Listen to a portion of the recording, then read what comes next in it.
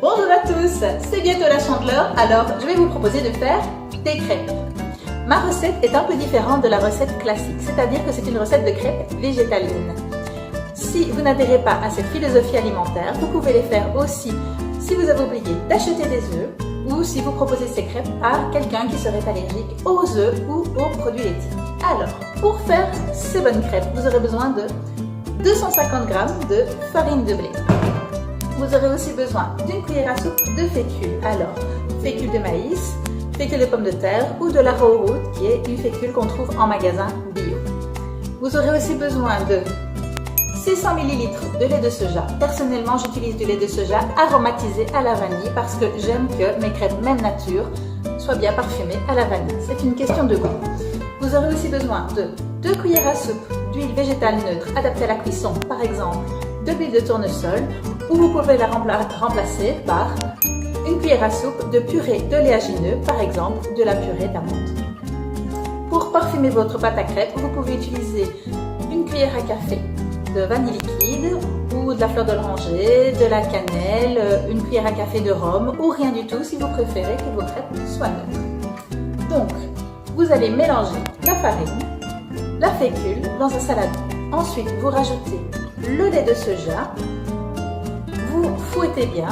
Ensuite, vous rajoutez l'huile végétale ou votre purée d'oléagineux ainsi que votre parfum si vous souhaitez en ajouter un. Donc, vous fouettez bien pour éviter qu'il y ait des grumeaux. Ensuite, qu'est-ce qu'on va faire? On va mettre la pâte 1 heure au frais. C'est très important pour que la pâte soit bien homogène. Si après 1 heure, vous trouvez qu'elle a trop épaissi, vous pouvez rajouter un petit peu de lait de soja pour la délayer. S'il y reste des grumeaux, vous pouvez passer un coup de mixeur plongeant afin de bien lisser la pâte. Alors, on va préparer la poêle et on se retrouve juste après pour la cuisson. Et voilà, on se retrouve après notre pause d'1 heure pour la pâte au frigo. Si vous trouvez à la sortie du frigo que la pâte est trop épaisse, rajoutez donc un peu de lait de soja pour qu'elle soit un tout petit peu plus liquide. Si vous voyez qu'il reste des grumeaux, un petit coup de mixeur plongeant et il n'y paraîtra plus. Dans la poêle, j'ai mis de l'huile végétale de tournesol. Maintenant, si vous préférez un petit goût un peu exotique, vous pouvez mettre de l'huile de coco. C'est important pour des crêpes végétales que la poêle soit bien chaude et bien huilée, car elles n'ont pas tout à fait la même consistance que les crêpes classiques.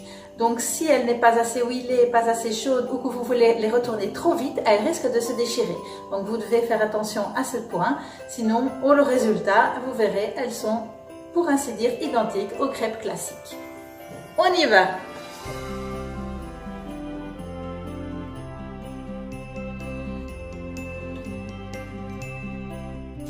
Alors, vos crêpes, vous faites comment? Vous les retournez avec un instrument ou vous les lancez avec votre poêle? Dites-moi tout. Ok, j'ai essayé avec la poêle, ça n'a pas vraiment marché. Je pense que je vais repasser à mon instrument. Et voilà, c'était les crêpes avec Delphine d'Au Fil de la Meuse, donc moi. Avec la recette que je vous ai proposée, vous pouvez faire entre 10 et 15 crêpes de taille moyenne en fonction de l'épaisseur que vous choisirez.